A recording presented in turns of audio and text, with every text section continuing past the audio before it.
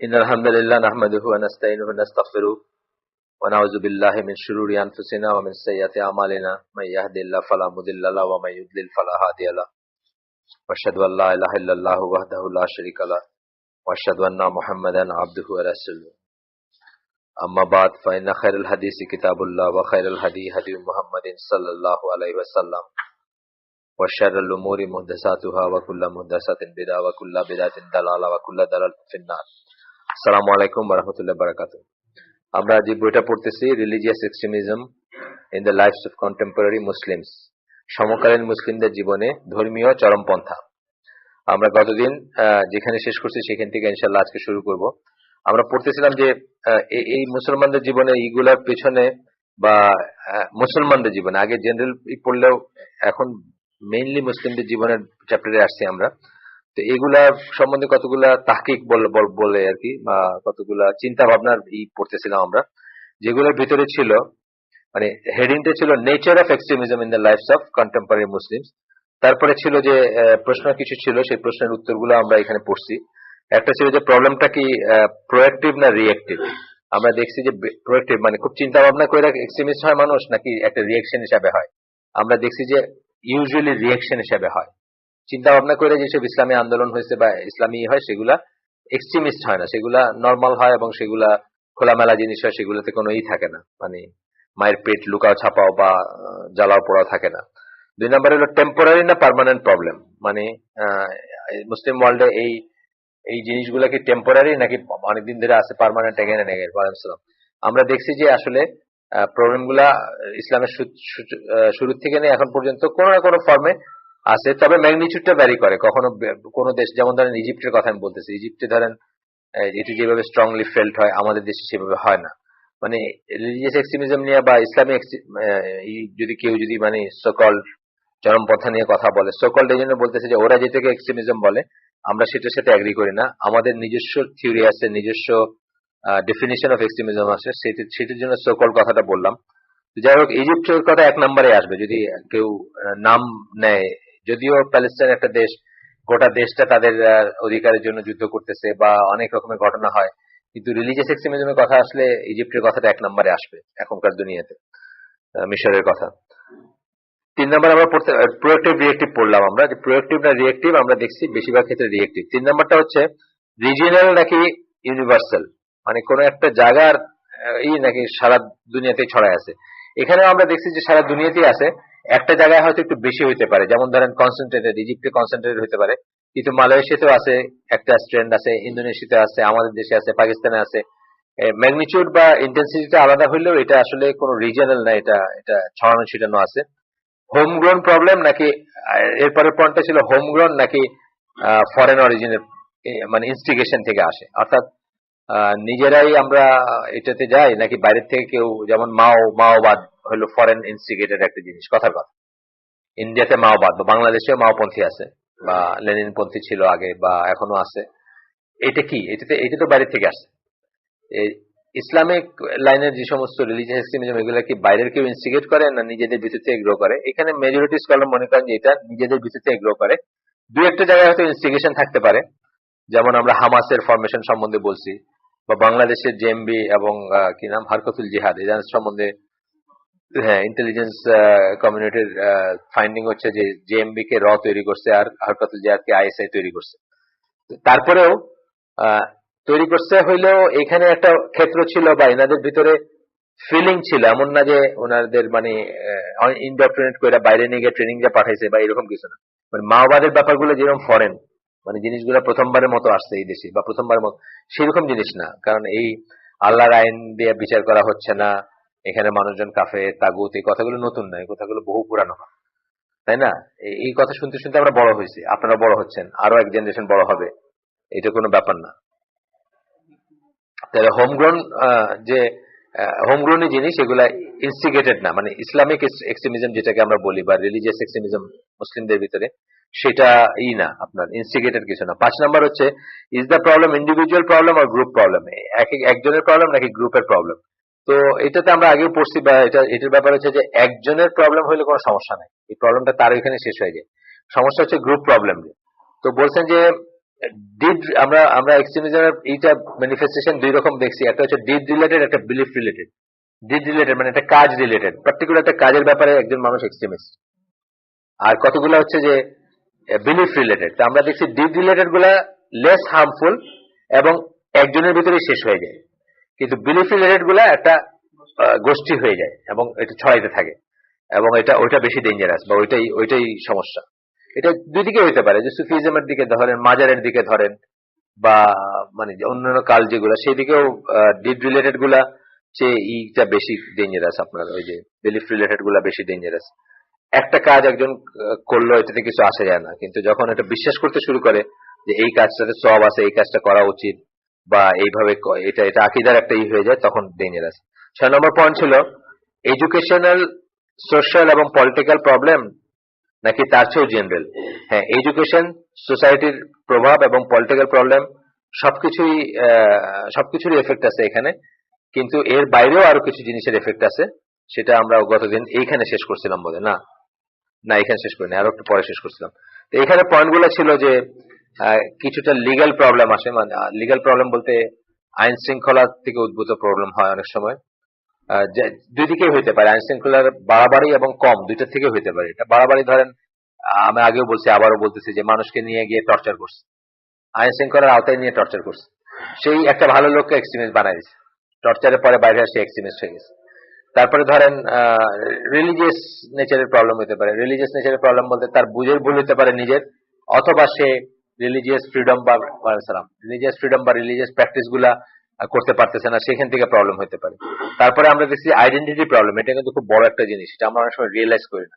যেমন ধরেন আমাদের ফ্যামিলির একটা ছেলে বা মেয়ে, ফর এক্সাম্পল ওনার একটা ছেলে বা মেয়ে, এই যখন একটু বড় হবে, যখন কলেজ ইউনিভার্সিটি যাবে, তখন সে আইডেন্টিটি ক্রাইসিসে ভুগবে। আইডেন্টিটি ক্রাইসিসে ভুগবে মানে কি, he or she will not belong to any group. For example say কি বঙ্গবন্ধু সাংস্কৃতিক পরিষদের, জয় বাংলা সাংস্কৃতিক পরিষদের অংশ হবে না, সে আবার জাসাসের অংশ হবে না, বুঝছেন না, সে রক পপ মিউজিকেও হবে না। মানে সে দেখবে যে তার আসলে কোনো জায়গা নাই। এটা কিন্তু একটা খুব কঠিন একটা অবস্থা। যেমন আমাদের কিছু বোনেরা বা ভাইয়েরা যারা মেডিকেলে পড়তেন, তারা মেডিকেলে পড়া অবস্থায়, এখন পাশ করে গেছে, এরা একটা প্রবলেম হয়েছিল, দেখা গেল তাদের পাশে দাঁড়ানোর কেউ নেই। মানে একটা মেয়েকে একজন টিচার গায়ে হাত দিছিল, খোলাখুলি ভাবে ধাক্কা দিছিল, আর ওই নেকাবি মেয়ে বাই। তো সে সবসময় তাকে টিস করতো, মানে নেকাব খুলতে বলতো, এটা করতে বলতো। ওই দিন একদম ডায়াসের উপরে, মানে গ্যালারি থাকে না কতগুলা ক্লাসের, কি একটা দেখাইতে গেলাম, গায়ে হাত দিছে। এখন এই একটা ঘটনা, ইভেন যদি শিবিরের মেয়ে হইতো সে, তাইলেও তার একটা ছিল, মানে প্ল্যাটফর্ম ছিল, তবলিগেরও ছিল, কিন্তু এই মেয়েটা যেহেতু কোনো দল বা গোষ্ঠীভুক্ত না, এর পাশে দাঁড়ানো কেউ ছিল না। আলটিমেটলি অবশ্য ওই টিচারের ওখান থেকে ট্রান্সফার হয়েছিল, ওইটা ডিফারেন্ট ভাবে হয়েছিল, মানে কিন্তু আসলে তার কেউ নাই। এই যে আইডেন্টিটি ক্রাইসিস, আপনি যখন নিজে মুসলমান হিসেবে প্র্যাকটিস করতে যাবেন, বা যে কোনো দেশে, যে দেশে ইসলামী প্র্যাকটিস গুলা, মানে আমার দেশটা অত খারাপ হয়তো হয় না এখনো, বা ধরেন উজবেকিস্তানের কথা বলতেছি, ওখানে আপনি হঠাৎ করে দাঁড়িয়ে রাখছেন, হঠাৎ করে হিজাব নিকাব পড়তে শুরু, আপনার একটা আইডেন্টিটি ক্রাইসিস, মানে আপনি কে, আপনি you belong to which group, কাদের কি, এইখান থেকেও কিন্তু অনেক সময় মানুষ এক্সট্রিমিস্ট হয়ে যায়। যখন প্রত্যেকটা জায়গায় আছে মানে অযাচিত বা আনওয়ান্টেড অথবা নট ওয়েলকাম একটা সিগন্যাল পায়, তখন একটা সমস্যা হয়ে যায়। তারপরে বলতেছে যে কালচারাল প্রবলেম গুলো, কালচারাল প্রবলেম তো বটেই, কালচারাল প্রবলেম তো অবশ্যই। একটা সময় ধরেন আমরা রবীন্দ্রসঙ্গীত শুনছি, কি বলে কীর্তন শুনছি, তারপর যখন বুঝছি যে এগুলো সব হারাম, ভাই আমার ভিতরে একটা রিয়েকশন আসবে না, বা একটা আসবে না যে তাইলে এতদিন কি করলাম। যেমন এখন লেটেস্ট শুনতেছি নাসিদ ফাসিদ গুলো, একটা লেকচার আমি করছি সবাইকে, মানে 90-95% নাসিদ বললে আমরা যেগুলো শুনি, এগুলো শোনা হারাম।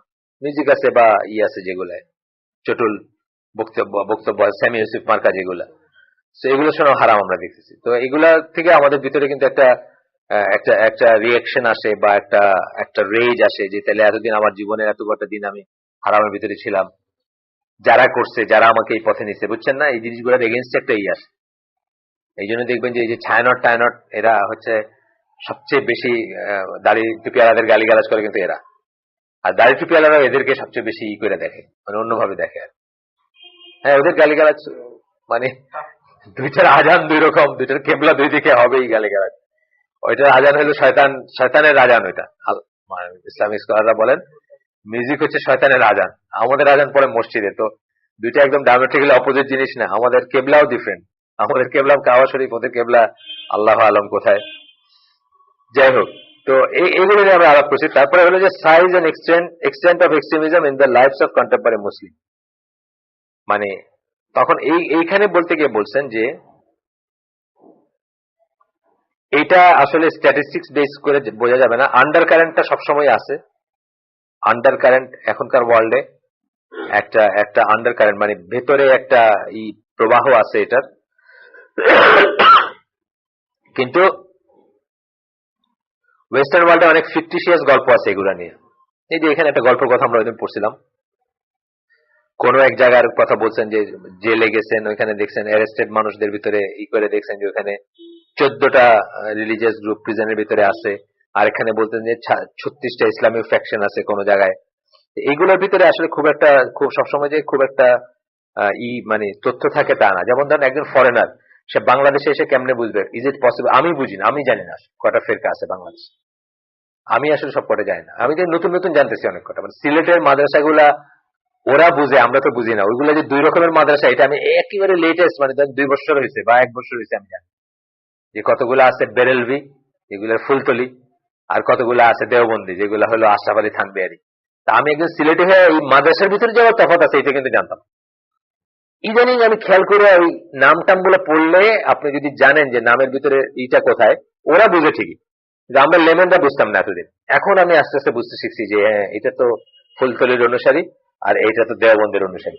সেইখানে ধরেন বাইরের থেকে যদি আপনি একজন পাঠান, বাইরের থেকে যদি একজন জার্নালিস্ট আসে, নিউ ইয়র্ক টাইমস এর বা রবার্ট ফিস্ক আসলো বাংলাদেশে করতে, কি বলে এখানে মানে ইসলামের কয়টা ফেরকা আছে, এই ইম্পসিবল জিনিস, অসম্ভব জিনিস এটা বের করা। আমি জানি না, সত্যি সত্যি জানি না।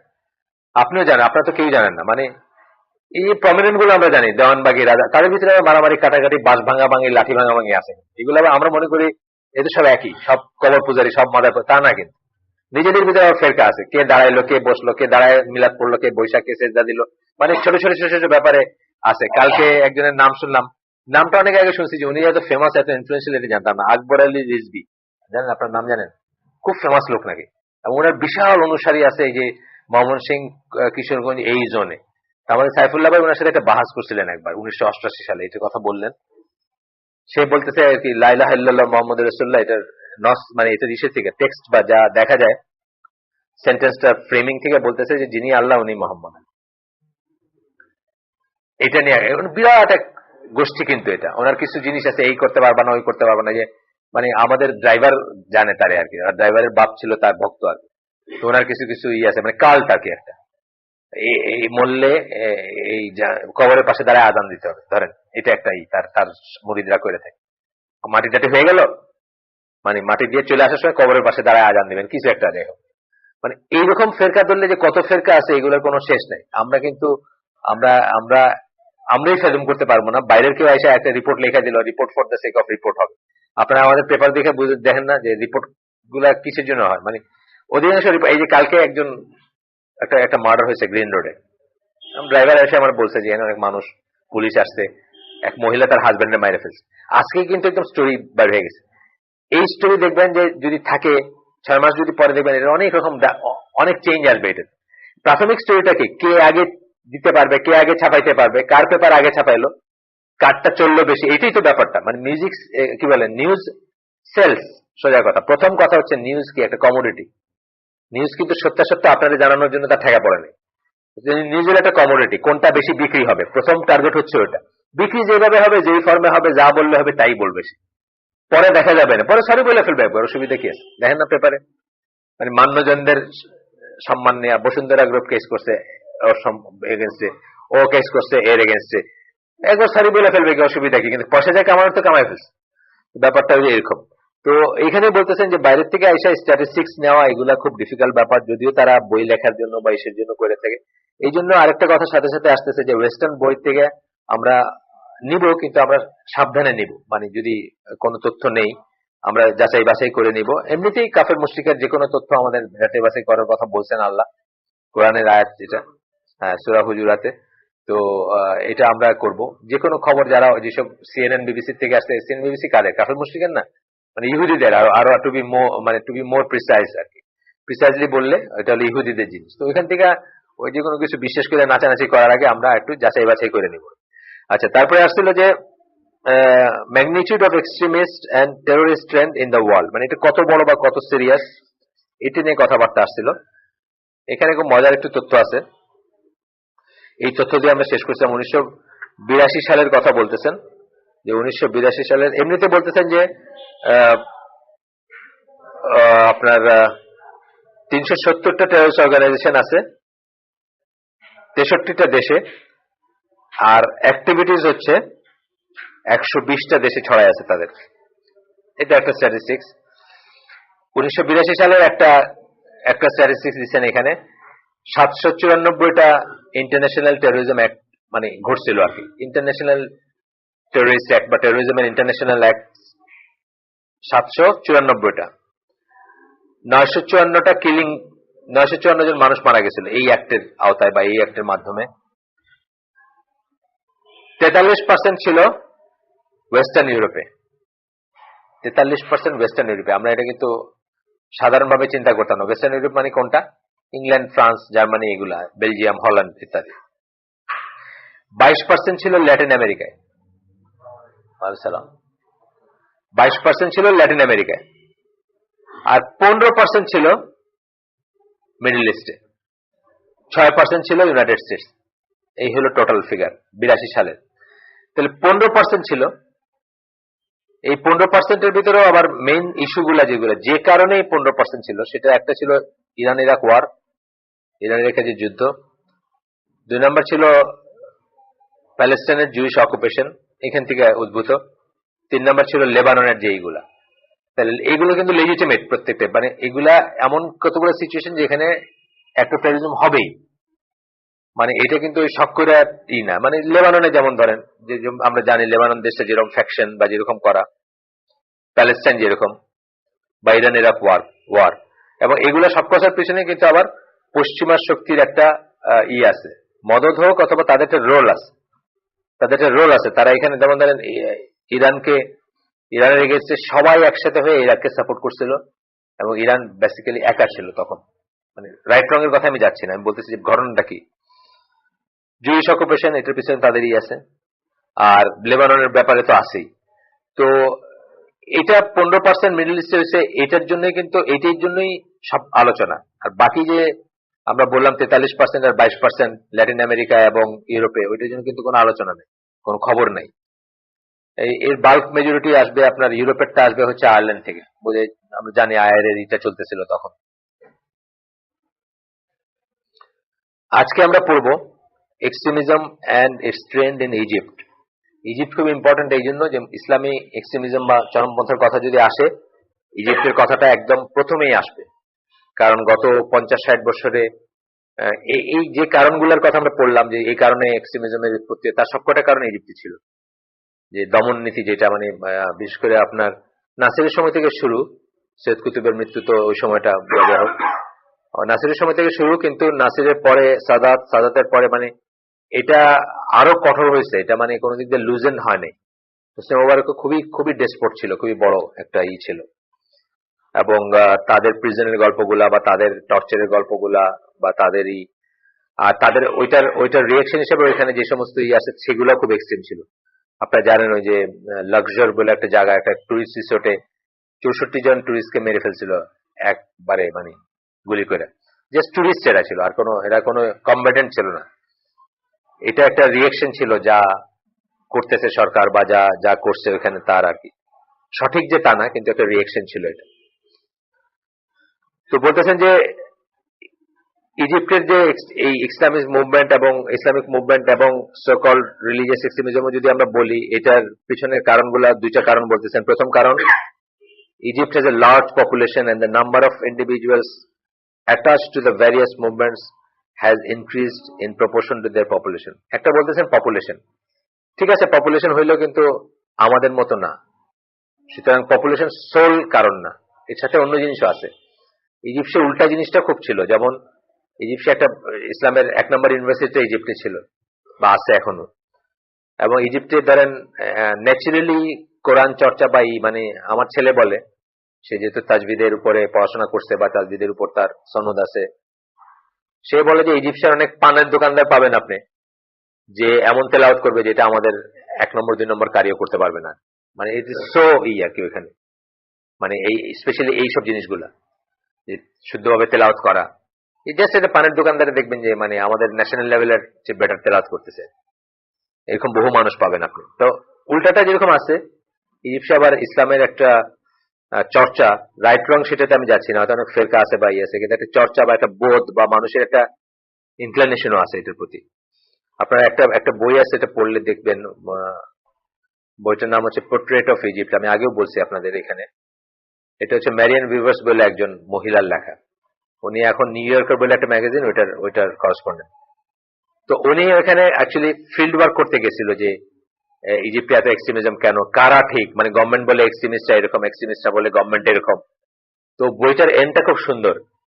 উনি একটা ইসে গেছে, ওই যে ওই আপার ইজিপ্ট বলে, আপার বলতে ওরা সাউথ বোঝায় আর কি, ভেতরের দিকে গেছে একটা জায়গায়, ওই এরকম একটা ওই জায়গাটা খুব আছে, কয়েকদিন আগে খুব মানে এরকম এক্সট্রিমিস্টদের দাপট ছিল, বা ওইখানে খুব অ্যারেস্ট ফ্যারেস্ট ধরপাকড় হয়। উনি জাস্ট সরজমিনে দেখতে গেছে কি।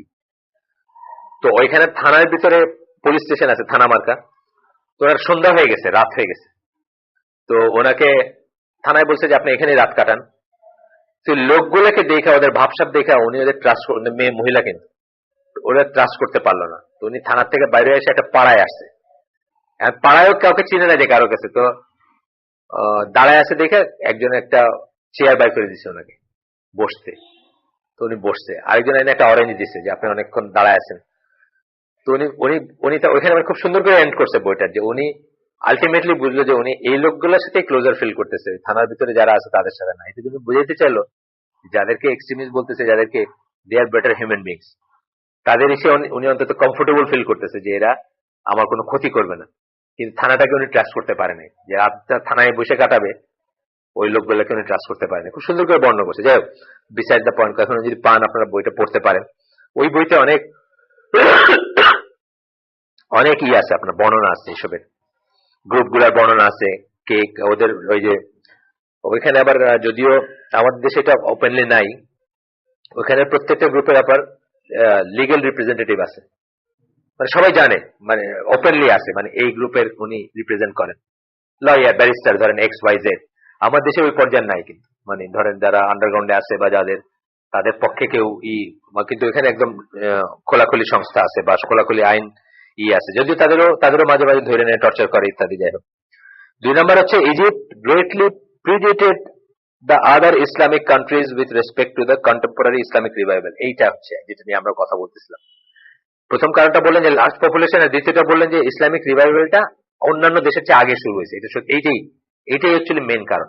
এটার কারণ একটা হচ্ছে যে তার একটা হেরিটেজ আছে, ওখানে একটা ইউনিভার্সিটি আছে, ওখানে আলেমরা আছে বহুদিন ধরে, ওখানে চর্চাটা অনেকদিন ধরে আছে, সারা দুনিয়া থেকে মানুষ এখানে শিখতে যেত। যদিও আপনারা জানেন কিনা জানি না যে ইউনিভার্সিটি কিন্তু অ্যাকচুয়ালি শিয়ারাই করছে, এস্টাবলিশ করছিল। শিয়া মানে ফাতিমিদ শিয়া, যারা ফাতিমিদ ডাইনেস্টি যেটা ছিল ওটা কিন্তু শিয়া ছিল, ওরাই করছিল। কিন্তু এখন এটা মানে মোটামুটি, যদিও বিদাত আছে, যদিও শিরক আছে, যদিও মিলাদ আছে, এই আল আজহারে সবই আছে, মানে হ্যাঁ এইরকম ট্রেন্ড গুলো আছে আর কি সব। কিন্তু ওইটার যে রিচ মেটেরিয়ালস, এটার দুনিয়ার আনম্যাচড, দুনিয়াতে কোথাও আর মানে এত মেটেরিয়ালস আছে, মানে আপনি যদি চান সত্য জানতে, মানে জায়গাটার হয়তো মানুষ পাবেন আপনি বিদাতি, কিন্তু জায়গাটাতে যে শিক্ষা মানে মেটেরিয়াল যে আছে, আপনি যে কোনো বিষয়ে উপকৃত হইতে পারবেন। মানে এটা মানে একটা খনি বলতে পারেন। এবং এখনো কেউ যদি ওইখানে থেকে শুদ্ধভাবে শিখতে চায়, তার জন্য পথ খোলা আছে। কিন্তু বেদাতি পাবেন আপনি ওইখানে, সবই পাবেন, মিলাদ টিলাদ কবর সবই পাবেন, কবর মাজার জিয়ারত বা তওয়াফ করা এগুলো সবই পাবেন।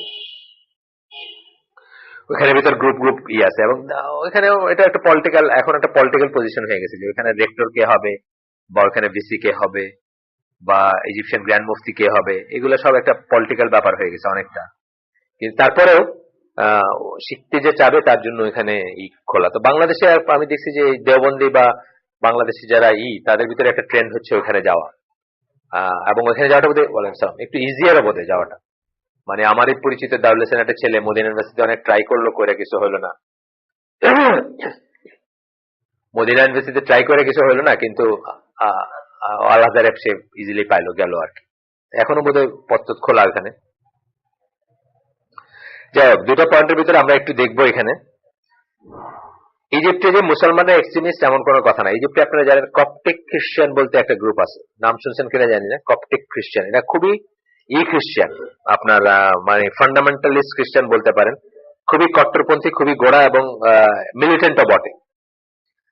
তো এরা আপনার পপুলেশনের কত পার্সেন্ট বা দেখেন সেটার থেকে আসতেছি।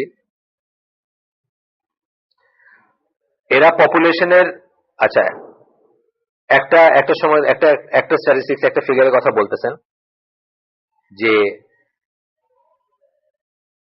একটা সময়কার রিসার্চের ইসে বলতেছেন যে টেরোরিস্ট অ্যাক্ট যেগুলো হয়েছিল ইজিপ্টের ভিতরে, তার 64.6% ছিল মুসলিম কমিউনিটি থেকে, 20.4 ছিল কপটিকদের ভিতর থেকে, খ্রিস্টান যাদের কথা বললাম আর 15% ছিল আননোন অরিজিনের। এখন এটাকে ওনারা একটা করছেন, কোএফিশিয়েন্ট বাইর করছেন। কোএফিশিয়েন্ট মানে অঙ্ক, যদিও অঙ্ক হলে আপনারা বুঝবেন যে total number of terrorist act by population ভাগ যদি করা হয়, সেটার জন্য একটা ফিগার আসবে। সেই ফিগারটা মুসলমানদের বেলায় ছিল 0.065 আর খ্রিস্টানদের বেলায় ছিল 0.09। তার মানে বুঝতেছেন খ্রিস্টান অনেক বেশি ইনভলভ ছিল টেররিস্ট অ্যাক্টে। কিন্তু খ্রিস্টানদেরটা নিয়ে কোনো লেখালেখি কোথাও নাই, কোনো প্রচারণা নাই, কোনো প্রতিবাদ নাই, কোনো নিন্দা নাই। বিকজ মিডিয়াগুলা কারা রেগুলেট করে? খ্রিস্টান এবং জুরা করে। দুনিয়ার মিডিয়ার কথা বলছে। আপনি জানবেনও না যে কপটিক খ্রিস্টানরা এরকম কিছু করছে। ইনফ্যাক্ট হয়তো এখানে অনেকে এই আজকে পড়ার আগে জানতেন না যে এরা এত বড় এক্সট্রিমিস্ট একটা শক্তিও এখানে। তো বলতেছেন, this means that if the number of incidents from each religious group is stated in proportion to the population of the group, the extremist acts from the Christians are greater than those from the Muslims. A theoretical increase of 1 million একটা figure দিচ্ছেন। যাই হোক, although the West concentrates on the Islamic revival, the West does not even allude neither directly nor indirectly to this phenomenon among the other groups of the Egyptian populace. Egyptian পপুলেশনের অন্য গ্রুপের ভিতর যে এটা আছে, এটা নিয়ে তারা সামান্যতম ইয়ে করে না। অথচ খুবই তারা কি করছে দেখেন, এই কপ্টরা কি করছে। প্রথম কথা হচ্ছে যে কপ্টদের অ্যাক্ট অফ টেরোরিজমটা মুসলিম টেরোরিজম, ইজিপ্টে যেটাকেই আপনি টেরোরিজম বলেন বা এক্সট্রিমিজম বলেন, ওইটা শুরু হওয়ার অনেক আগে থেকে শুরু হয়েছে। 1940-এর দশকে একটা অর্গানাইজেশন ছিল ইজিপ্টে, যেটার নাম ছিল the organization of the Coptic nation. তারা লিটারেচার ডিস্ট্রিবিউট করছে এইভাবে যে তারা ইন্ডিপেন্ডেন্টই চায়, সেলফ রুল চায় কপদের জন্য, আত্মনিয়ন্ত্রণ। যে আমাদের এখন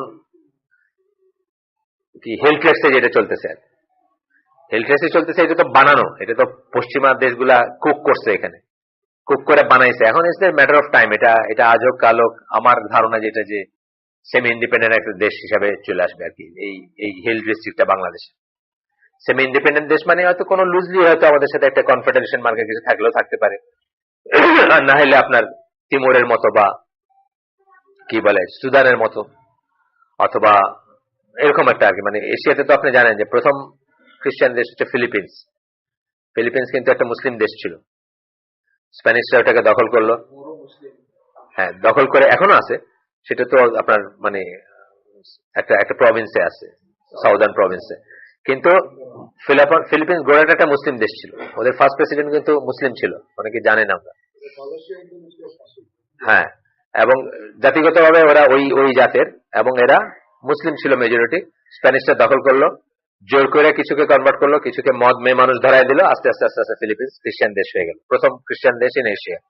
সেকেন্ডটা হচ্ছে তিমুর, আর থার্ডটা নজবিল্লা, মানে খুব লাইকলি যে পার্বত্য চট্টগ্রাম হবে আর। তো আর মুসলিম ল্যান্ডগুলাকে তারা ভাঙার বা নষ্ট করার কোন সুযোগ কোনোদিন ছাড়ে নাই। সুদানের ব্যাপারটা যেরকম, সুদানকে তো তারা অ্যাকচুয়ালি মানে একবারে জোর করে মানে খুবই ভাবে ভাঙলো আর কি, খুব কি বলে র ভাবে আর কি, কোনো রাগ ঢাক করে নাই সুদানকে ভাঙার ব্যাপারে। এবং অনেক মুসলমানও এটাতে বাতাস দিছে। আমাদেরও মিশনের ভাইরা গেছেন ওইখানে, মিশনে ওদের হয়ে কাজ করতে। ও মিশন মানে কিন্তু ওদের হয়ে কাজ করা, এটা একটা কথা বলি, মানে এটা একটা বাস্তব কথা, যে কোনো জায়গায় মিশন মানে কিন্তু ওদের হয়ে কাজ করা, মিশন মানে ওদের স্বার্থ দেখা। কি আনলেন ভাই এটা? কি জিনিস এটা? ও আচ্ছা আচ্ছা, এদের তো দেখলাম ওই যে কবে জানি একটা গ্রুপে একটা দেখলাম এটা।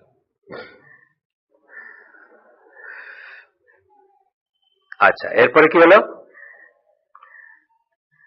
1954 সালে তারা কি করছে? আর্মড কপস মানে অস্ত্রশস্ত্র সমস্ত সমেত তারা কি করছে?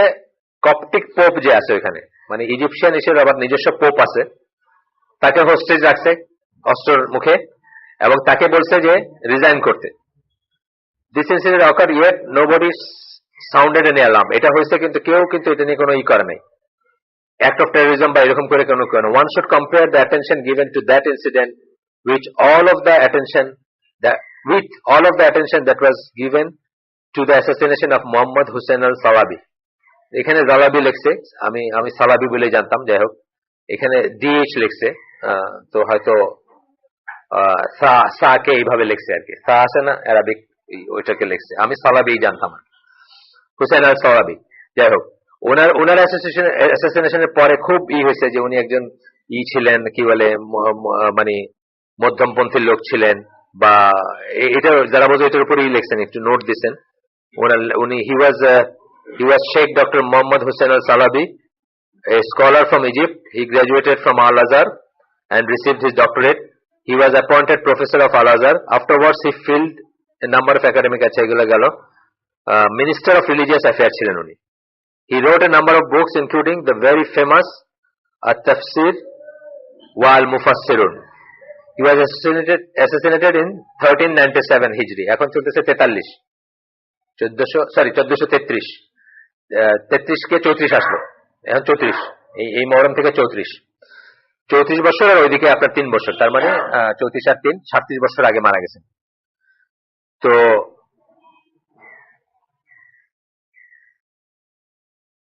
আচ্ছা, এইটার রেফারেন্স দিচ্ছেন কোথা থেকে? তো উনি ওই যে যেহেতু অফিসিয়াল একটা পজিশনে ছিলেন, ওই হিসাবে এক্সট্রিমিস্ট তাকে মারে। এটা নিয়ে খুবই হয়েছিল, আপনার খুবই খুবই চিল্লাচিল্লি হয়েছিল এবং খুবই হয়েছিল, এবং ইজিপ্টে এইটারকে কেন্দ্র করে আবার নতুন করে দমন নিপীড়ন শুরু হয়েছিল। আর এটুকু আমার যদি পথে মনে আছে, আমি যে ওই পোর্ট্রেট অফ ইজিপ্ট বা অন্যান্য বইতেও আছে ওনার কথা। তো এটা নিয়ে যে চিল্লাচিল্লি হয়েছিল, সেই তুলনায় ওই যে কপটিকরা যে তাদের পোপকে রিজাইন করতে বললো এবং উনি ওনাকে দালাল সাব্যস্ত করলো বা যাই করলো, এটা নিয়ে কিন্তু কোনো চিল্লাচিল্লি নেই বা নেই। এবং এটাও আপনি যে নরওয়েতে যে ঘটনাটা ঘটলো, কত বড় একটা ঘটনা ঘটছে নরওয়েতে এই যে কয়দিন আগে যেটা ঘটনা, আপনি যদি চিন্তা করেন এটা এটা এটা ইসলামিক ওয়ার্ল্ডের কোথাও ঘটছে, এটা সাংঘাতিক বড় একটা কিছু ব্যাপার, কিন্তু এটা কিন্তু ডাই ডাউন করে গেছে অলরেডি একটা, মানে শাস্তি গিয়ে, মানে তারে কি একটা, হ্যাঁ, মানসিক প্রতিবন্ধিতা নিয়ে বইলা বা বিকৃতি টিকৃতি কিছু একটা বইলা অলরেডি চুপচাপ হয়ে গেছে। অথচ এটা মানে একজন ফেলো সিটিজেনের ডেথকে তারা খুব বড় করে দেখে। মানে আমাদের দেশে গরু ছাগলের মতো মানুষ মরে যেতেছে, যে গুম টুম বাড়িতেছে না, আজকেও পেপারে উঠছে, ওই কোথাকার যশোরের কারে পাইছে গাজীপুরে, এগুলো তো কিছু না, কিন্তু ওদের দেশে একটা মানুষ এইভাবে মরে যাওয়াটা বিরাট একটা ব্যাপার। সেখানে এত কটা মানুষকে সে মারছে, কিন্তু তার ঘটনাটা কিন্তু এখন আর পড়েন কোথাও পড়ি না, কোথাও কোনো ফলো আপ নাই, এটা শেষ। তো এখন বলতেছেন যে the trend of Islamic extremism according to its understanding among the Westerners has been blamed for mixing politics with religion. ওয়েস্টার্নারদের ভিতরে আমাদের ব্যাপারে যারা এক্সপার্ট, আমাদের নিয়ে যারা পড়াশোনা করেন, আমাদের নিয়ে যারা বই লেখেন, যারা থিসিস করেন, তাদের মতে কি ধর্ম আর পলিটিক্সকে মিশায় ফেলাটা হচ্ছে একটা রুট রিজন ফর মানে Islamic extremism. At the same time দো they do not blame the Coptic Christians অথবা IRA অ্যাকচুয়ালি কি ধর্ম পলিটিক্সে মিশাইছে। IRA অ্যাকচুয়ালি কি চাইতেছে? IRA তো আপনি জানেন গত কত বছরের 60-70 বছরের টেররিস্ট অর্গানাইজেশন, খুব খুব বাজে ধরনের টেররিস্ট অর্গানাইজেশন। টেররিস্টের তফাৎ আছে, মানে ওদের খুব মার্সিলেস। আমি বেলফাস্টে গেছি 2 বার 1986 সালে। তো এখানে আপনার যে কোনো অফিস, মানে এত হয়েছে ঘটনা, যে কোনো অফিসের একটা আয়রন ফেন্স আছে, আপনি সরাসরি কোথাও ঢুকতে পারবেন না, যেই হন আপনি। প্রথমে ওইখানে দাঁড়াবেন, ওরা দেখবে আপনাকে, প্রথম দরজাটা খুলবে, তারপরে সেকেন্ড দরজা, মানে ভিতর থেকে খুলবে, ওই ইলেকট্রিক আছে ওইটা চাপ দিয়ে খুলবে, দেখে খুলবে আপনাকে সিসিটিভি, তারপরে মানে অদ্ভুত রকম একটা সিচুয়েশন। মানে আপনার মনে হবে যে আপনি এটা গ্রেটার জেলখানার ভিতরে আছেন যদি বেলফাস্টে যান কখন। Is because of them. কিন্তু তাদের নিয়ে কিন্তু ওইরকম কথাবার্তা নাই।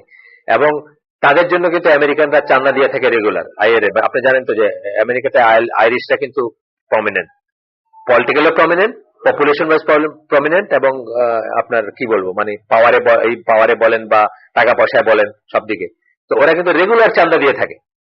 এবং এটা নিয়ে ব্রিটেন বহুবার, ব্রিটেন তো তাদের নাম্বার 1 দোস্ত ইন দ্য ওয়ার্ল্ড, বহুবার ব্রিটেন কিন্তু আপত্তি জানাইছে, কিন্তু এটা কিন্তু কিছু করতে পারে নাই বা করেও নাই, করতে পারে নাই বা করে নাই। কারণ যে প্রেসিডেন্ট করবে সে আর তার দল বা সে আর হবে না, ইলেক্টেড হবে না। অথচ আমাদের কিন্তু 4 পয়সা আপনি কোথায় কোন রিলিফে দিলেন এটা কিন্তু ট্র্যাক ডাউন করে। এই যে হারামাইন যে বন্ধ করছে, বেসিক্যালি হারামাইন কিন্তু একটা এনজিও ছিল দুস্থদের জন্য। বা মুসলিমের সম্বন্ধে যারা একটু জানেন তারা বুঝবেন, মুসলিমের লোকরা, ঢাকার লোকরা কি দেখছেন নাকি? সব ক্লিনশেপ লোক না। মুসলিমের কিন্তু একটা মানে সেমি সেকুলার এনজিও বলতে পারেন। সেমি সেকুলার এই সেন্সে আচ্ছা মুসলিমদের হেল্প করে, তো got nothing to do with fundamental ইসলাম।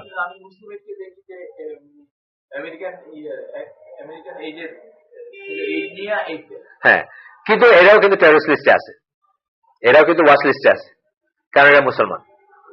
কিন্তু একই জায়গায় আইএরএকে আপনি করতেছেন, এরা কিন্তু ওই লিস্টে নাই।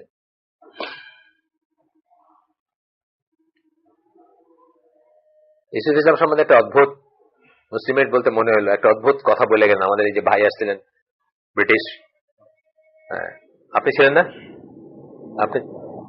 আপনি ছিলেন তো, ছিলেন না? সে নাকি বলছে যে মসজিদে সে আর কোনোদিন কথা বলবে না।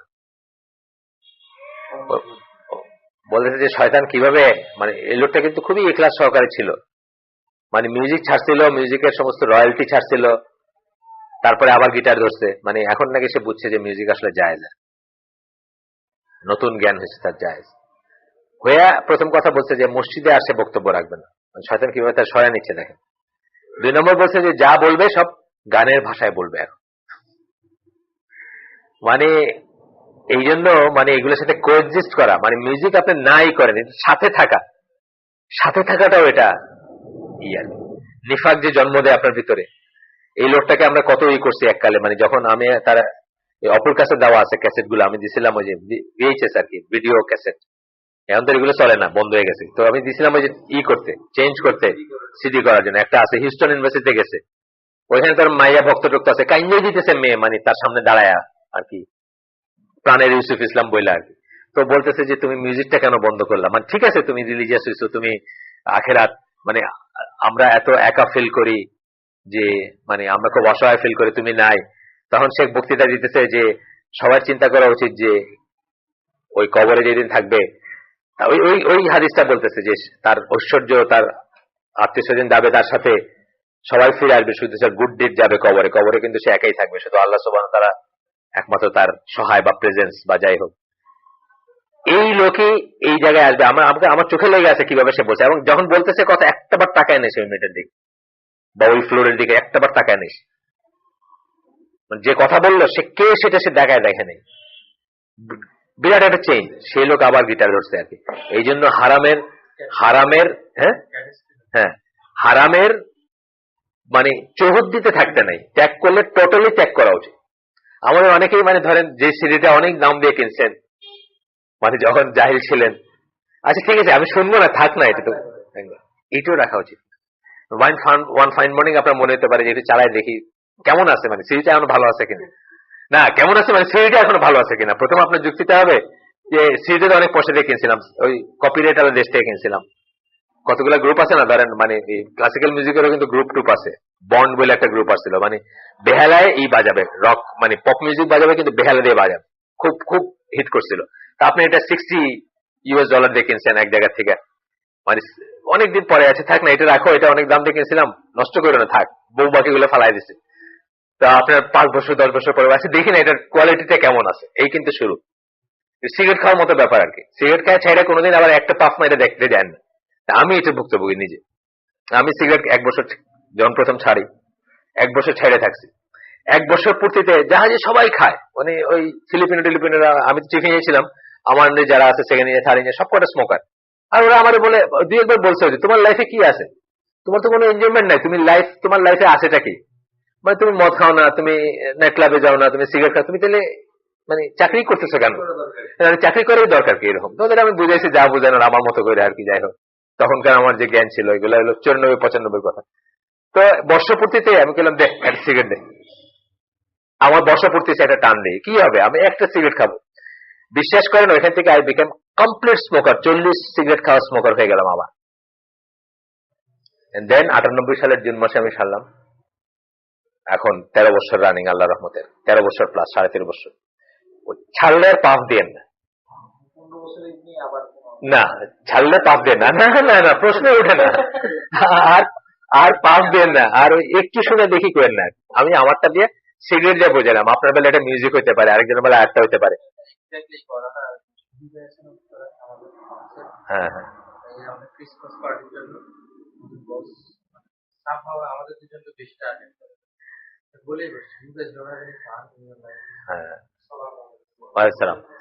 আপনাদের লাইফে কোনো ফান নাইটে জিজ্ঞেস করা? আমার তো, আর ফিলিপিনো তো আপনি জানেন ফান ডাবল নেশন। তো মানে ওরা 1 টাকা কামাইলে, আমি বলি $1 কামাইলে ওরা 101 সেন্ট খরচ করে, মানে পারলে আর একজনের কাছে আইনে 8টা খরচ করবে। তো ওদের কথা হলো যে নগদ জাপাও হাত পেতে নাও, বাকির খাতে শূন্য থাকে। এইখানেই সবার মানে নাইজেরিয়া একটা জায়গা, নাইজেরিয়াতে একটা নোম্যান্স ল্যান্ড ছিল একসময়, 85 সালের কথা আমি বলতেছি।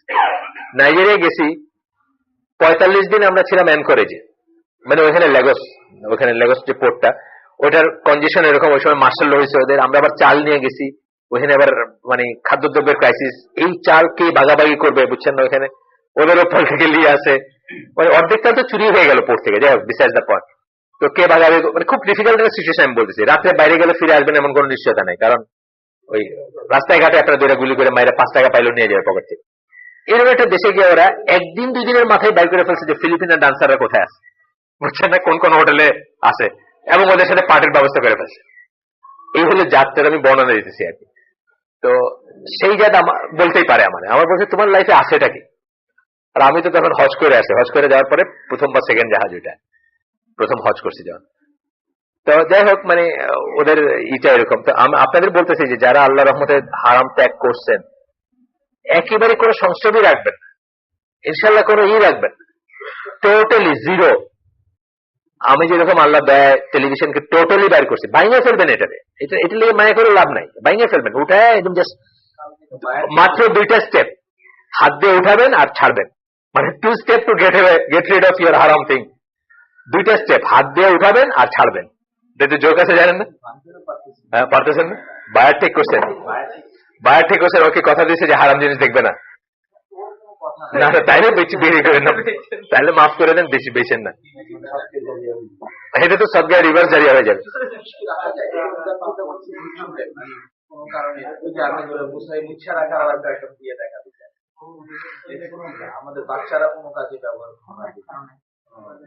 এই মনে করে কয়েকদিন রাখছিলাম, তারপর তো আমি আলামিন মসজিদে দিছি ওটা। আর আরেকটা তো এই শর্তে গত 12-14 বছর ধরে দেওয়ার মানুষ পাওয়া যায়নি। ফ্রিজ দিতে চাইছি, শফিকের কাছে রাখা আছে, ফ্রি দিব, কালার টেলিভিশন রিমোট কন্ট্রোল সহ, প্রথম দিকের ফিলিপস, হল্যান্ড ফিলিপস, এগুলা ফ্রি দিব, কিন্তু শর্ত হচ্ছে হারাম কোনো জিনিস দেখতে পারবে না। এই শর্তে নেওয়ার লোক পাই না এখন। আপনারা যদি পান আমার বললেন, আমি ঠিকানা বলে দিব। হারাম কোনোদিন দেখতে পারবে না, সে এনশিওর করবে। হারাম বলতে আমার কাছে খবরও হারাম আর কি, খবরের যে মহিলা ওইটাও হারাম, মানে ওইটা হালাল না আর কি। হ্যাঁ হ্যাঁ, তাহলে বলেন থেকে নিবে কেন, মানুষ নেয় নাকি? হ্যাঁ, বাইরে সিগারেট করে ফেলেন। হ্যাঁ, সিগারেট করলে তো সিগারেট ওই কাজে লাগবে, এখানে কোনো যুক্তি নেই আসে। আচ্ছা, হ্যাঁ, ওই যে বললাম যে একটা সিঙ্গাপুরে একটা জোক আছে ইয়াং জেনারেশনের ভিতরে। আমার একদিন জিজ্ঞেস করছে আজ ইয়াং পোলাপান ক্যারেক্টার, যে how do you put a giraffe in a fridge, একটা ফ্রিজের ভিতরে জিরাফ কেমনে ঢুকাইবা? তো এটা নিয়ে তো অনেক ন্যাচারালি আপনার মাথায় আসবে যে জিরাফ ফ্রিজে কেমনে ঢুকবে। উত্তরটা খুব, এটা জোক, আসলে জোক, এটা আসলে ধাঁধাও না, এটা জোক। উত্তরটা হলো সিম্পল স্টেপস আর কি। Open the refrigerator, put the giraffe in, close the door, মানে 3 স্টেপ। মানে আপনারা তো কয় নাই কত বড় রেফ্রিজারেটর, কত বড় কি, আপনার স্টেপ হলো 3টা মাত্র, দরজা খুলবেন, জিরাফ ঢুকাবেন, দরজা বন্ধ করবেন আর কি। তা আপনারা বলতেছি টেলিভিশন কেমনে ভাঙবেন যদি না জেনে থাকেন, কয়তলায় থাকেন? 1 তলায়, 4 তলায় থাকে, খুব আরো ইজি। হাতে নিবেন, ব্যালকনিতে দাঁড়াবেন আর ছাড়বেন, মাত্র 3টা স্টেপ।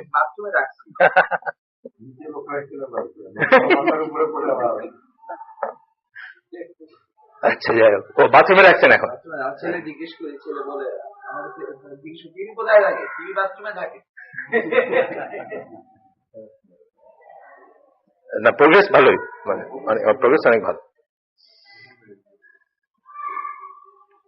আচ্ছা গেল এটা। এরপরে আমরা পড়বো ইন্ডিয়ান এক্সট্রিমিজম নিয়ে একটু পড়বো, কারণ ইন্ডিয়া একটা দেশ বিগেস্ট ডেমোক্রেসি হওয়ার বদৌলতে এবং গুণে বলেন, বদৌলতে বলেন, অথবা বিগেস্ট ডেমোক্রেসি হওয়ার ক্রেডিটে বলেন, সমস্ত অ্যাক্ট অফ টেরোরিজম কিন্তু ইন্ডিয়া কিন্তু মারাত্মক একটা টেররিস্ট দেশ, এবং ইন্ডিয়া কিন্তু মারাত্মক সন্ত্রাসী। আপনি জাস্ট ইন্ডিয়াজ ওয়ার অন ইসলাম দেখেন, একটা একটা একটা একটা আছে, একটা ভিডিও আছে ঘন্টাখানেকের, আপনি জীবনে ইন্ডিয়ান কিছু ব্যবহার করতে পারবেন। আমার মনে হয় এই রুমে সবাই দেখা উচিত। ইন্ডিয়ান কিছু কিনবেন, তখন মনে করেন যে এই কাজে আমার পয়সাটা যাচ্ছে। ইন্ডিয়াজ ওয়ার অন ইসলাম, মারাত্মক টেররিস্ট দেশ কিন্তু, এবং টেররিস্ট মানে এই যেগুলো আছে, মানে কি বলে সন্ত্রাসবাদ, চরমপন্থা, মারাত্মক। কিন্তু ওগুলা ঢাকা পড়ে যায় কিসে? অন্য দিক দিয়ে যে মলমগুলা, মানে ওই হরে রামা হরে কৃষ্ণ সবার জন্য খোলা, বুঝছেন না? আসতেছে আমেরিকানরা, ওই জুলিয়া রবার্টস এসা হিন্দু হইতেছে, ওই রিচার্ড গিয়ার এসা হইতেছে, কি বলে বুদ্ধ হইতেছে, সবার জন্য খোলা।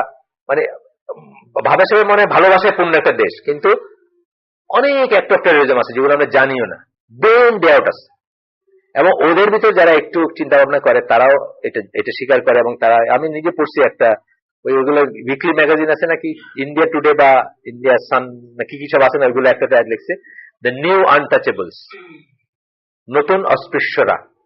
এটা বাংলা করলে অস্পৃশ্য কাদের বলছে? মুসলিমদের বলছে, গুজরাটের মুসলিমদের। মানে ওদেরকে নাকি ইকোনমিক্যালি বয়কট করছে এখন হিন্দুরা। মানে একটা মুসলিম লোক সাইকেল ছাড়া, ওর কাছে কেউ সাইকেল ছাড়াবে না। মানে ওরা তো একটু মানে ছোটখাটো জব গুলো করে, যে কোনো জায়গায় মাইনরিটি যেরকম করে। আমি যদি ঠিক করি যে হিন্দু নাপিতের কাছে চুল কাটবো না, যেরকম হয় আর কি, বাংলাদেশে ধরেন নাপিত ধরেন হয়তো 80% হিন্দু পাবে না, এরকম একটা ব্যাপার। আমরা এখন ইন্ডিয়ান এটা একটু পড়বো, ইন্ডিয়ান মানে এক্সট্রিমিজম সম্বন্ধে একটু পড়বো আজকে, তারপরে ইনশাল্লাহ আমরা হয়তো আজকের জন্য স্কোয়ার আপ করবো। India is one of the largest countries and areas in the world. A number of religions and philosophical thoughts coexist there. আমরা জানি সবাই, বুদ্ধিজম আছে, ইসলাম এবং এই মেজর, কি বলে হিন্দুইজম এবং ইসলাম মেজর, কিন্তু বুদ্ধিজম আছে ওখানে, সাথে ইসলামের ফ্যাকশন গুলো আছে, যেমন শিয়া আছে, ভালো একটা নাম্বার অফ শিয়াজ আছে। হিন্দুদের ভিতরেও ডিফারেন্ট ফ্যাকশনস আছে, খ্রিস্টান আছে, ইন্ডিয়ান স্টেট আছে। তো এখন জানেন তো এই যে মিজোরাম, মণিপুর, এগুলো হলো খ্রিস্টান স্টেট। এই কারবারটা করছে আর কি, এই যে আমাদের এখানে যা করছে ওখানে করছে। নাগাল্যান্ড, মানে যেগুলা কোনো রিলিজিয়ন ছিল না সেগুলো খ্রিস্টান বানাইছে। Such was true in ancient times and is true now. আগেও ছিল অনেক অনেক জাতির, এখনো আছে। Indeed, it is even greater now than before. এখন আসলে আরো বেশি রিলিজিয়ন আছে। আমরা শুনতেছি যে ওই ইসের দিকে, আপনার নর্দার্ন ইন্ডিয়ায় একটা জুইশ ট্রাইব নাকি আছে, আউট অফ দা ওই অরিজিনাল ট্রাইবদের একটা এখানে এসে নাকি সেটেল করছিল, এটা বাইরেছে। They look like Chinese feature তাদের, মানে থাকতে থাকতে চেঞ্জ হয়ে গেছে, কিন্তু বেসিক্যালি তারা নাকি পিওর জু আর কি, ওই বিতাড়িত ট্রাইবদের একটা আর কি। এটা কোথাও ম্যাগাজিন ট্যাগাজিনে আসছিল, দেখলাম আর কি। এবং এদেরকে ইসরায়েল স্পেশালি করে, মানে সাহায্য করে এবং করে। তো বলতেছে যে এগুলোর ভিতরে এক্সট্রিমিস্ট ট্রেন্ডও আছে। উনি বলতেছেন যেগুলো ইন্ডিয়ার যে কোনো সোসাইটিতে একটা লাইফ থ্রেট অনেক সময়, মানে আপনি রাত্রে ঘুমাইছেন, সকালে উঠে দেখলাম রাস্তায় বেরোতে পারতেছেন না, কি ব্যাপার, র্যাট লেগেছে। এটা কিন্তু ভেরি মাচ, এটা আপনি ফিল করবেন। আমি একবার আমার একটা কোর্স করতে ক্যালকাটায় গেছিলাম, তো ওই সময় একটা হিন্দু হোটেলে ছিলাম। মানে আমাকে যারা রিসিভ করছে ওখানে তারা হিন্দু, তারা একেবারে মানে কাইস্টা হিন্দু একটা হোটেল, ভালো হোটেল, কিন্তু মানে এটাতে মানে ওই ভেজিটেরিয়ান এবং ওই সব কি কি লাগায় না, ওগুলা লাগায় বসে ওই মার্কা আর কি একটা হোটেলে। তো ওইখানে ওদের কি একটা ফেস্টিভ্যালের রাত্রে মদ খেয়ে আসে আর কি, ওই স্বামী মার্কার লোক আমার দরজা করতেছে। আমি তো চিন্তা করলাম লেগে গেল নাকি আবার, পরে বুঝছি যে ভুল করে আর কি, ওই যে একই ধরনের দরজা, উপরের তালা নিচের তালা, মদ খেলে যেটা হয় আর কি, উপরের তালার দরজা নিচের তালা এসে করতেছে। যাই হোক, তো এখন ইন্ডিয়া কিন্তু এরকম একটা জায়গা, আপনি ইউ নেভার নো কখন কি লেগে যায়। এবং এরকম অনেকবারই হয়েছে বোম্বেতে, বিশেষ করে এইসব সিটি গুলায়, বোম্বে, আহমেদাবাদ, বা আপনার যেসব জায়গাতে এই ঘটনাগুলো বারবার ঘটে, আপনার সকালে উঠে দেখলেন আমরা রাস্তায় যেতে পারতেছেন না, কেন? মুসলমান ধরে মারতেছে বা মুসলমান পাইলে উল্টাপাল্টা কথা বলতেছে বা এরকম। এবং this Trends Hindu extremist movement হলো একটা। This movement is extremely hostile towards the Muslims. Extremely hostile সবসময় ছিল, এখন তো মানে যত দিন গেছে আরো হয়েছে। One of every 6 Indian is a Muslim. 6 জনের প্রতি 6 জনে একজন হচ্ছে মুসলিম। তারপরে বলতেছে যে যে কাইন্ড অফ অপারেশন এবং হিউমিলিয়েশনই করা হয় মুসলমানদের ব্যাপারে, মুসলমানদের উপরে যেটা চাপায় দেওয়া হয়, সেটা মানে আর কোথাও এটার ম্যাচ পাওয়া খুব ডিফিকাল্ট আর কি। ইভেন ইউনাইটেড স্টেটসে এই অবস্থা না। ইউনাইটেড স্টেটসে তো জিনিসটা নতুন, মুসলমান হলে যে আপনি কিন্তু মারামারি কাটাকাটির পর্যায়ে এখনো যায় না, রাস্তায় খুন করে ফেলছে ওই পর্যায়ে যায়নি বা ওইরকমই না। Muslim blood flows as a result of the riots that the Hindus spark. This is virtually a daily occurrence. এটা বলতে গেলে রোজকার একটা ব্যাপার, এটা কথাটা কিন্তু সত্যি, কোনো না কোনো জায়গায় সত্যি। এবং কাশ্মীর টাশ্মীরের ব্যাপারগুলা পেপারে আসে না। যে ইউভন রিডলি আছেন ব্রিটিশ মুসলিমা, উনি কিন্তু এই কথাটা বলছেন, একটা লেকচার আছে আমার কাছে, ওইটাতে বলছেন যে আসলে ওয়েস্টার্ন মিডিয়া গুলা বা অন্যরা এই ইরাক বা অন্যান্য ইস্যুগুলা নিয়ে এত কনসেন্ট্রেট করে যে ইন্ডিয়ান ক্রাইম গুলা, ডেইলি ক্রাইম যেগুলা, এগুলা একেবারেই মানে আননোটিস চলে যায়। কিন্তু আসলে কিন্তু ইন্ডিয়া মানবতার এগেইনস্টে বড় বড় ক্রাইম করে চলছে বা অনেকদিন ধরে করে যাচ্ছে, বিশেষ করে কাশ্মীরে। তো এখন বলতেছেন যে দুইটাই আরএসএস এর একটা, আরএসএস এর ফাউন্ডার তার একটা বক্তব্য দিয়েছেন, in this land there are no people other than the Hindus. এই জমিনে অর্থাৎ ইন্ডিয়ায় হিন্দু ছাড়া আর কোনো জাত নাই। As for the Muslims and others, মুসলমান বা অন্য যারা আছে, if they are not considered enemies of the nation, then at the very least they are not part of the makeup of the nation. তারা যদি আমরা শত্রু মনে নাও করি তাদেরকে যদি আমরা এসে শত্রু মনে নাও করি, জাতির শত্রু মনে নাও করি, তবে অন্তত এইটা অ্যাটলিস্ট এটা বলা উচিত যে তারা এই জাতের কোনো অংশ না। অর্থাৎ তোমরা এলিয়ান, তোমাদের রাইট থাকবে না, তোমরা এই জাতের পার্ট না। আমাকে এক পাঞ্জাবি আপনার ইলেকট্রিক্যাল ইঞ্জিনিয়ার কথায় কথায় বলতেছে, আমাকে তার ছেলের বিয়ের দাওয়াত দিয়েছে, শ্রী মোহাম্মদ এনামুল হক, ইন্ডিয়ার থেকে কার্ড পাঠাইছে, বুঝছেন? থাকে হইলো এসের এই যে কি বলে হরিয়ানায়, শ্রী মোহাম্মদ এনামুল হককে কার্ড পাঠাইছে আর কি, তার ছেলের বিয়ার কার্ড। তো সে একসময় বললো যে আমরা দুই দেশ হয়ে লাভ হলো কি? পাঞ্জাব আপনি বোধহয় জানেন যে 0 মুসলিম ছিল, কিন্তু একসময় পাকিস্তানি পাঞ্জাব 0 হিন্দু ছিল, আর ইন্ডিয়ান পাঞ্জাব ছিল 0 Muslim. Train load of people were sent to border. আপনি পারভেজ মুশারফের লাইফ পড়ে দেখেন, তার লাইফটা কিন্তু সে কিন্তু এইভাবে বাচ্চা ছিল তখন, যখন ট্রেন লোড অফ পিপল বর্ডারে গেছে, পাঞ্জাবের বর্ডারে, ওইখান থেকে আসছে, এই পার থেকে ওই পার গেছে, ওই পার থেকে এই পার আসছে। এবং মানে ইট ওয়াজ এন আন্ডারস্ট্যান্ডিং যে এই ল্যান্ডে কোনো মুসলমান থাকবে না, আর ওইখানে এটা আন্ডারস্ট্যান্ডিং ছিল যে এই ল্যান্ডে কোনো হিন্দু থাকবে। তো সে বলতেছে যে এইরকম করে আমরা আলাদা হয়ে লাভ হইলো কি? এখন তো শুনি আবার 16% নাকি মুসলমান ইন্ডিয়ার, তাহলে তো এক থাকাই ভালো ছিল, লাভ কি হইলো? এগুলো তাদের ভিতরের কথা। যে দেশটা তো হিন্দুদের ছিল, এখন 16% মুসলমান কেমনে হয়? একই কথা আমাদের এখানে প্রযোজ্য। আমরা এবার বুঝতেছি না প্রেজেন্সটা, আগে যা বুঝছি না বুঝছি, এই 4 বছর 5 বছরের প্রেজেন্স বুঝতেছি না আমরা, কি মানে প্রমিনেন্ট প্রেজেন্স। আমাদের দেশ থেকে তো বিতরণ করা হয়নি, আমাদের দেশে এটা অ্যাপ্লিকেবল না। আমরা খেদাইও নাই হিন্দুদের, বা ইন্ডিয়ার থেকেও এই সেন্সে মানে ক্যালকাটা বা পশ্চিমবঙ্গতে রায়ত যদি হয়েছে, এই সেন্সে নির্মূল করে খেদানো হয়নি। কিন্তু পাঞ্জাবে কিন্তু এই ব্যাপারটা হয়েছিল, আপনারা জানেন কিনা জানেন না, হিস্ট্রি পড়ে দেখেন। পারভেজ মুশারফের জীবনীতে কিছুটা আসছে আর কি, বইয়ে না, আমি আরেকটা ইন্টারভিউতে পড়ছি আর কি। সে বলছে ওই যে মেরিয়ান ভিভাস যার কথা বললাম, ওনার আরেকটা বই আছে পাকিস্তান, বইটার নাম, ওইখানে উনি পারভেজ মুশারফের ইন্টারভিউ দিচ্ছেন আর কি, যেখানে বলছে। আচ্ছা গেল। এরপর আরেকজন বলছে, শিবসেনার বালথাকের একটা আছে এখানে, I do not need to cheat or deceive. আমি চিটও করতে চাই না, ডিসিভ করতে চাই না, মানে মিথ্যা কথা বলে লাভ নাই আর কি, আমি সত্য কথাটাই বলবো। This is Hindustan and Hindustan is just for Hindus. এটা হলো হিন্দুস্তান, আর হিন্দুস্তান হলো হিন্দুদের জন্য। আমি কোনো রাগ ঢাক করতে চাই না, আর কোনো ঘুরায় পেঁচায় কথা বলতে চাই না, অনেস্ট কথা বলতে চাই আর কি। Those Hindus are calling upon the Muslims to either leave the Quran or leave India. Basically এটা নাকি একটা স্লোগান, আমরা জানতাম না, আমি জানতাম না, এই বই পড়ে দেখতেছি। Among the brochures they distribute is leave the Quran or leave India. যেগুলো তারা ডিস্ট্রিবিউট করে ওখানে লেখা থাকে হয় কোরআন ত্যাগ করো না ইন্ডিয়া ত্যাগ করো, সোজা সাপটা কথা। এবং এটা very soon would be world slogan.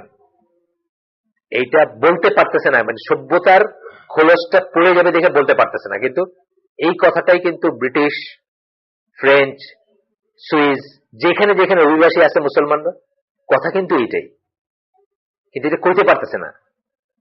এটা কইলে আরো অন্য কিছু বলতে হয়, এই জন্য বলতে পারতেছে না, কিন্তু কথা এইটাই যে ইন্টিগ্রেট করে যাও, কোনো সমস্যা নেই, ইন্টিগ্রেট না করলে যাও, ভাগো, ছাড়ো। আর এই কথা বলার ভিতরে খুব একটা দোষ দেখি না, তাদের পয়েন্ট অফ ভিউ থেকে দোষ দেখি না। আপনি এখন অন্য অন্য অন্য ক্লাসে দোষ দেখবেন, সেটা অন্য জিনিস, কিন্তু তাদের পয়েন্ট অফ ভিউ থেকে আমি দোষ দেখি। আপনি গেছেন কি করতে ওখানে? আপনি তো ডলার কামাইতে গেছেন, তো ইন্টিগ্রেট করবেন না কেন? আপনি তো ওথ নিছেন, আমেরিকান সিটিজেন হতে গেলে ওথ নিতে হয় না? ওথ নিতে গিয়ে বলছেন কনস্টিটিউশন আপনার কাছে কোরআনের উপরে স্থান। আজকে আপনার কেন কোরআনের প্রতি মায়া আসলো? ওই সময় চিন্তা করেন নাই যে এখানে আমি প্রতিজ্ঞা করতেছি যে এটা কনস্টিটিউশন আপহোল্ড করবো আমি, ঠিক না ব্যাপারটা? তা আজকে আপনার কেন কেন হঠাৎ করে কোরআন সুন্নাহর পিছিয়ে আপনার লাগছে যে এটার অধিকার চান? আপনি তো এই অধিকার ত্যাগ করে আমেরিকান সিটিজেন হয়েছে। আরেকজন লিডারের বক্তব্য এখানে কোটেশন হিসাবে, the Muslims of India are like a cancer in this land. ইন্ডিয়ার মুসলমানরা হচ্ছে এই জমিনে একটা ক্যান্সারের মতো। Cancer is a disease for which one cannot hope for a cure. এটা এমন একটা অসুখ যেটার জন্য কোনো কিওর নাই। The cancer has spread throughout the entire land. সারা দেশে ছড়ায় পড়ছে ক্যান্সারটা। The only cure for it is an operation. একমাত্র কিওর হচ্ছে অপারেশন করা, surgery. Oh Hindus, you must take out your weapons and wipe out this cancer from its source. হিন্দুদের ডাক দিতেছে, হে হিন্দুরা, তোমরা জেগে ওঠো, অস্ত্র ধারণ করো এবং সোর্স থেকে, মানে রুট থেকে এই ক্যান্সারকে নির্মূল করো, অর্থাৎ শেষ করে দাও, আইদার খেলায় দাও অথবা মাইরে ফেলো। Disturbance and riots against Islam have become a part of life for the Indian Muslims. The statistics published by the Indian security forces show a greater number of disturbances and riots directed toward Islam. Here is a summary of those statistics. আমি just দুই চারটা পড়ে শেষ করে দিব আপনার। Statistics হচ্ছে 1954 সাল থেকে শুরু করছেন মুসলমানদের রায়টের ব্যাপার। এটা অন্য না, অন্যগুলাও আছে, ইন কম্পারিজন টু ওইগুলা মুসলমানদের কি হয়েছে সেটাও আছে। আপনার I was not able to find number of killed and injured during the uprising except years 79 to 84. They are as follows: number killed, injured, partisan unrest in India. যাই হোক, এখানের যে স্ট্যাটিস্টিক্স গুলো দিচ্ছেন 54 সাল থেকে 84 সাল পর্যন্ত। 54 সালে জাস্ট একটা পড়লাম, 83 জন রায়টে মারা গেছিল মুসলমান। 64 সালে 1170। 64 থেকে নিয়ে 84 সাল পর্যন্ত এই সংখ্যা কখনোই 100-র নিচে ছিল না, এবং মোস্ট অফ দ্য টাইম এটা ছিল 400-500 রেঞ্জে মুসলিম হত্যার সংখ্যা। সো এটা একটা স্ট্যাটিস্টিক্স, যদি কেউ চান এই বইয়ের পাতা পরে ছাপায় নিতে পারেন যদি কারো লেখালেখির জন্য লাগে। তো এটা একটা গ্রেটই। সেই তুলনায় আমাদের দেশটা, আমরা মুসলমানরা আসলে একটা ভার্চুয়াল স্বর্গে আছি, মানে হিন্দুদের জন্য আমি বলতেছি, মানে একেবারে পিওর রিলিজিয়াস রিজনে মৃত্যু আই ডোন্ট নো লাস্ট কখন ঘটছে আমি জানি, মানে একজন হিন্দু বলে তাকে মেরে ফেলা হয়েছে, শুধু এইটা আমি আপনারা জানেন, মানে আমি জানি না যে লাস্ট কবে ঘটছে, যেটাকে আমরা রায়ট বলি, রিলিজিয়াস রায়ট। এটা ধরেন স্বাধীনতার পরে তো নয়, স্বাধীনতার আগে কখনো হইলে 65 টাইপে হইলে হতে পারে, 64-65 হ্যাঁ, কিন্তু স্বাধীনতার পরে যে আপনি জাস্ট একজন হিন্দু বলে আপনি মেরে ফেলছে, এটা আমার জানা কোনো রেকর্ড নাই। Where is Indian record? আপনার 54 থেকে শুরু হয়েছে 84 পর্যন্ত। 84-এ 456 জন, 83-তে 500 জন, 82-তে 474 জন, 81-এ 319 জন, 80-তে 427 জন, এইভাবে চলতেছে এখন পর্যন্ত। এটা যদি ওইটুকু সময় দিই, এখন আরো বাড়বে। এটা মানে রিসেন্ট কয়েক বছরে এই যে গুজরাট বা কাশ্মীরের পরে অনেক বাড়বে এখন। সুবহানাকাল্লাহুম্মা বিহামদিকা আশহাদু আল্লা ইলাহা ইল্লা আনতা আস্তাগফিরুকা ওয়া আতুবু ইলাইক। আপনারা ইনশাআল্লাহ নেক্সট দিন আমরা যেখানে শেষ করলাম এখান থেকে পড়বো। এটা বড় একটা বই, আপনাদের